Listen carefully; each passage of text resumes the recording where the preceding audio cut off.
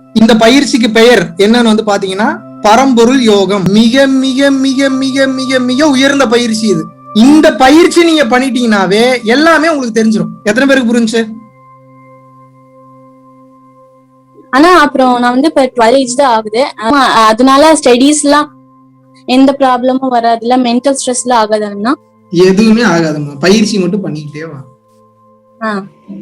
உங்களை பார்த்து எங்களுக்கு ஒரு பெரிய நம்பிக்கை வந்திருக்குமா, எங்க குழந்தைங்களுக்கு எல்லாம் நாங்க ஆரம்பிச்சிடலாம் 12 வயசுலன்னு. எனக்கு ஆரம்பத்துல இருந்துதான் நான் பரம்பொருள் ஃபவுண்டேஷன்ஸ் வீடியோ எனக்கு முன்னாடி வந்துச்சு யூடியூப்ல. சோ அதுல ஒவ்வொன்னா பார்த்து எனக்கு எல்லாமே தெரிய வந்தது.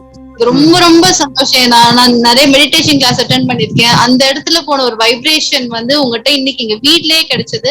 அதுக்கு ரொம்ப ரொம்ப தேங்க்ஸ். நீங்க அந்த தீட்சை கொடுக்கும்போது அப்படியே என்னோட தலையெல்லாம் வந்து யாரோ புடிச்சு மசாஜ் பண்ற மாதிரி எனக்கு இருந்தது. அழுகையும் எல்லாம் மிக்ஸ்டு ஃபீலிங்கா இருந்தது. அது ரொம்ப ரொம்ப எனக்கு சந்தோஷமா இருந்தது. குருவே சரணம். அனைவருக்கும் வணக்கம். பெரும்பாலான காதல் பண்ணி கல்யாணம் பண்ண காதலர்களுடைய வாழ்க்கையே திருமணத்திற்கு அப்புறம் கசக்குது. சரி, லவ் பண்ணவங்களோட குடும்பம் தான் எப்படி இருக்குன்னு பார்த்தா, அரேஞ்ச் மேரேஜ் பண்ணது அப்போல்லாம் பேசுறதுக்கே ஒன்றும் கிடையாது. ரொம்ப அந்த அந்த அந்த விஷயத்தை பற்றி பேசினாலே இன்றைக்கி அவ்வளோ கொடுமைகளை தாண்டி தான் பேச வேண்டியதாக இருக்குது. ஐயோ எப்பா நல்ல டாபிக் பேசுகிறப்பா இன்றைக்கின்னு பார்த்து பேசுப்பான்னு சொல்லி பல பேர் உங்களோட மனசில் மைண்ட் வாய்ஸாக பேசுகிறது இங்கே எனக்கு கேட்குது. இதில் நீங்கள் தெரிஞ்சுக்க வேண்டிய ஒரு கான்ஃபிடென்ட்டான ஒரு விஷயம் என்ன அப்படின்னா,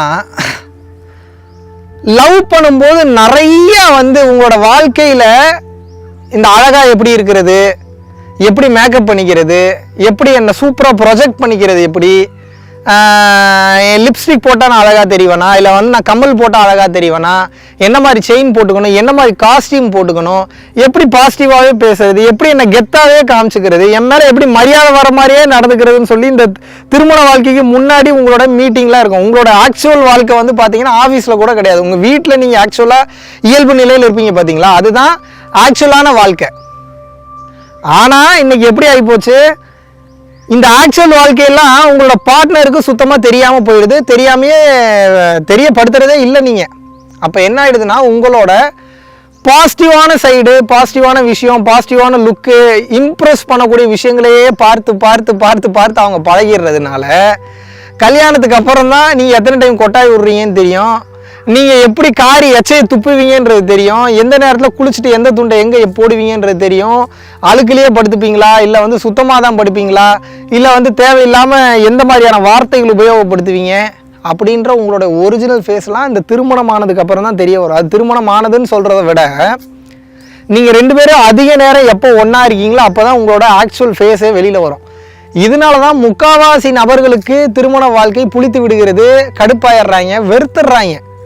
எல்லா விஷயத்துலையுமே சாப்பிட்ற சாப்பாடுலேருந்து, செய்யக்கூடிய வேலைகள்லேருந்து, குழந்தைகள்லேருந்து, காமம் வரைக்கும் போர் அடிச்சிருது. ஒரு கட்டத்துக்கு மேலே இது தேவையில்லை, இது வந்து நம்மளை வந்து ஒரு மாதிரி போர் அடிக்கக்கூடிய ஒரு தன்மையிலே கொண்டு போகுதுன்னு சொல்லி இந்த மைண்டு மறுபடியும் புதுசாக தேட ஆரம்பிக்கும். புதுசாக வேறு யாராவது கிடச்சிட்டாங்கன்னா அங்கே கொஞ்ச நாள் ஜாலியாக இருக்கும், மறுபடியும் அங்கேயே அங்கே போர் அடிச்சிருச்சு, அங்கே பழசாயிடுச்சு சொல்லி அடுத்தது தேட. இது இந்த மாதிரி எப்பயுமே வந்து தேடிக்கிட்டே போய்கிட்டே தான் இருக்குமே தவிர, இந்த மைண்ட் அப்படின்றதுக்கு, இந்த காம ஆசை அப்படின்றதுக்கு ஒரு முடிவு என்பதே இருக்காது.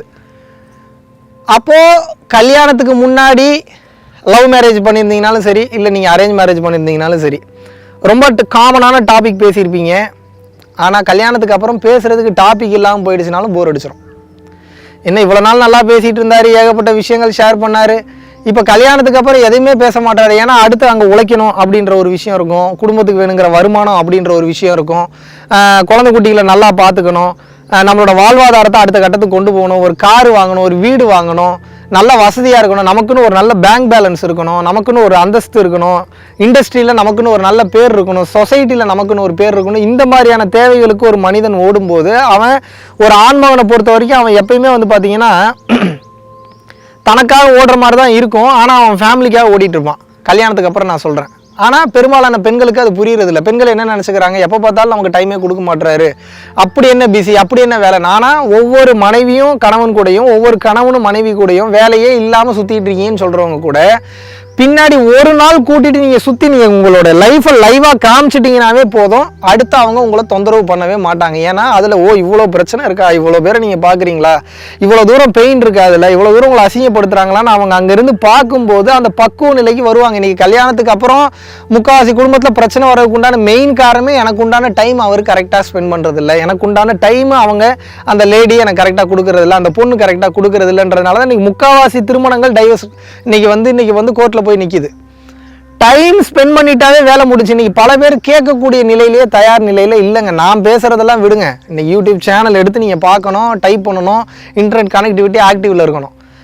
உங்க மனைவி கிட்ட உங்களுடைய கணவன் கிட்ட நீங்க பேசுறதுக்கு என்ன நீங்க பெரிய பிஸியா இருந்துட போறீங்க? டெய்லி ஒரு 1 ஹவராவது மினிமம் மனசு விட்டு பேசணும். டாபிக் இருக்கோ இல்லையோ, எங்கெங்கயோ போய் டார்கெட் அச்சீவ் பண்ணணுன்றதுக்காக, நான் பணம் சம்பாதிக்கணுன்றதுக்காக, நான் நல்ல பேர் எடுக்கணுன்றதுக்காக எங்கெங்கயோ போய் பேசுறீங்க, தேவையில்லாத ஆள்கிட்டலாம் பேசுறீங்க. உங்களை நல்லா பார்த்துக்கக்கூடிய, உங்களுடைய குடும்பத்தை பார்த்துக்கக்கூடிய, உங்களோட குழந்தை குட்டிகளை பார்த்துக்கூடிய வாழப்போற வாழ்க்கையே கம்மி தான்.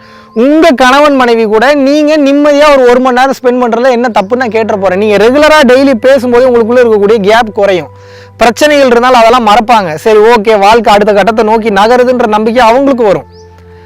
அதை விட்டுட்டு எப்ப பார்த்தாலும் வந்து பாத்தீங்கன்னா இது அதே குடும்பம் தான், அதே பொண்டாட்டி தான், அதே புள்ள தான், அதே வறுமை தான், அதே காசு தான், அதே பருப்பு தான், அதே புளி தான், அதே ரசம் தான், அதே சாம்பார் தான், அதே மோர் தான், அதே தயிர் குழம்பு தான், அதே புளி குழம்பு தான், இப்படியே இதே பார்த்துக்கிட்டு இருக்கீங்க, குடும்ப வாழ்க்கையே நீங்க பார்த்துக்கிட்டு இருக்கீங்க அப்படின்னா நிச்சயமாக உங்களுடைய ரிலேஷன்ஷிப்ல மிகப்பெரிய பிரச்சனைகள் வந்துவிடும். இதனாலதான் வந்து பாத்தீங்கன்னா திருமண வாழ்க்கை கடந்து நீ அடுத்த கட்டம் போறதுன்றது அவ்வளோ பெரிய, அது கடலை கடக்கிறதுக்கு ஈக்குவல்ன்றாங்க. என்னை கேட்டால் கணவன் மனைவின்ற வார்த்தையே தவறு தான், துணைவன் துணைவின்ற வார்த்தை தான் மிக சரியான வார்த்தைன்னு நினைக்கிறேன். ஏன்னா உங்களுக்கு துணையாக வராங்க, ஃபுல்லாக ட்ராவல் பண்ணி வராங்கன்னா கணவனும் ஒரு மனைவியை புரிந்து கொள்ள வேண்டும், மனைவியும் கணவனுடைய சுச்சுவேஷனை புரிஞ்சுக்கணும். இது கிவ் அண்ட் டேக் பாலிசி தான். பார்த்த அதே உடம்பு தான், பார்த்த அதே கண்ணு தான், அதே பேர் தான், அதே உறவு தான். போர் அடிச்சிடும் ஒரு கட்டத்துக்கு மேலே, தான் இயற்கையின் உண்மை. ஆனால் ஒரு கட்டத்துக்காக வேண்டாம் வெறுப்பாக நீங்கள் ட்ராவல் பண்ணக்கூடாது. அது வந்து அழிவை கொண்டு வந்து விடும். அப்போ என்னன்னா ஒருத்தருக்கு ஒருத்தர் விட்டு கொடுத்து சப்போர்ட்டிவாக, உனக்கு சப்போர்ட்டாக நான் இருக்கேன், எனக்கு சப்போர்ட்டாக நீ இருக்க, நம்ம எப்படி இருந்தாலும் போர் அடிக்கிற வாழ்க்கை தான் எனக்கும் தெரியுது உனக்கும் தெரியுது. பட் அதெல்லாம் விட நம்மளோட குடும்ப நலன் ரொம்ப மெயின்னு சொல்லி அவங்கள ஒவ்வொரு நாளும் புதுசாக பார்க்குற மாதிரியே பார்க்கணும். இதுதான் அடுத்த ரகசியம்.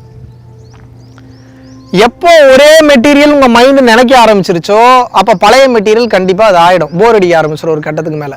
எப்போ நீங்கள் அதே சமயத்தில் இது புது மெட்டீரியல், இது புதுசாக இருக்குது, ஒவ்வொரு நாளும் அவங்கள புதுசாக பாருங்களேன். நீங்கள் ஜஸ்ட் பார்க்குற அந்த பக்குவத்துக்கு பழக்கத்தை மட்டும் கொண்டு வாங்க.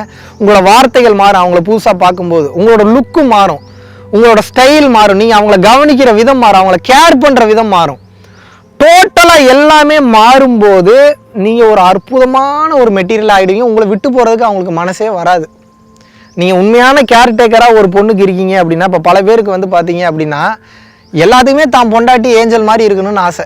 இது பெரிய காமெடி. இது நான் என்ன சொல்கிறேன், அந்த மாதிரியான ஆளுங்களுக்கெல்லாம் நான் சொல்ல வர வேண்டிய விஷயம் என்னென்னா, if you really want an angel in your life, you should create a heaven for her first, because angels don't live in hell. இது உங்களுக்கு புரியும்னு நினைக்கிறேன். உங்களுக்கு ஒரு மாபெரும் தேவதை உங்கள் மனைவியாக வரணும்னு நினச்சிங்கன்னா முதல்ல தேவதை தங்குறதுக்கு ஒரு சொர்க்கத்தை நீங்கள் கிரியேட் பண்ணணும். பண்ணி வைக்கலனாலும் பரவாயில்ல, பண்ணணும். அவங்க வாழும்போதாவது பண்ணணும். ஏன் அப்படின்னா தேவதைகள் எப்படி நரகத்தில் வாழும், அது சொர்க்கத்துலலாம் வாழும். அப்போ இந்த விஷயத்தை நீங்கள் புரிஞ்சுக்கிட்டு ஒரு கணவன் மனைவிக்கும் மனைவி கணவனுக்கும் அவங்கள ஓவர் பொசசிவ்னஸ் இஸ் அ கில்லர்னு ஒரு டாபிக் தனியாக பேசியிருக்கேன், அதை பார்த்துருங்க. பொசசிவ்னஸ் ஒரு குடும்பத்தில் எவ்வளோ பெரிய பஞ்சாயத்துகளை கொடுமைகளை கொண்டு வந்து விடும் அப்படின்றத பேசியிருக்கேன். நீங்கள் உங்களோட இந்த லவ் கடந்து திருமண வாழ்க்கையாக போகும்போது ஒரு பார்ட்னர்ஸாக வந்துட்டீங்கன்றப்போ தயவு செய்து மதிப்பு மரியாதை அதிகமாக கொடுக்க கற்றுக்குங்க. உங்களுக்கு என்னதான் உரிமை இருக்குனாலும் அவங்களோட லிமிட்டை கொடுத்து விலகி நின்னே வேடிக்கை பாருங்க. எப்பயுமே அந்த மாதிரி ஜென்டலாக என்னங்க வாங்க போங்க அப்படின்ற அந்த மரியாதை கொடுக்கக்கூடிய தன்மை இருந்தது அப்படின்னா, அவங்களோட ஃபீலிங்க்கு ரெஸ்பெக்ட் கொடுக்கக்கூடிய பக்குவத்தில் இருந்தது அப்படின்னா உங்களுடைய வாழ்க்கை மிக சிறப்பானதாக இருக்கும், திருமண வாழ்க்கை இனிக்கும். அப்படி இல்லை என்றால் எல்லாரும் கஷ்டப்படுற மாதிரி உங்களுடைய திருமண வாழ்க்கையும் கசக்கும். இந்த டிப்ஸ் எல்லாம் எடுத்துட்டு உங்களோட வாழ்க்கையை மிக சிறப்பாக தொடங்குங்கள். நன்றி, வணக்கம்.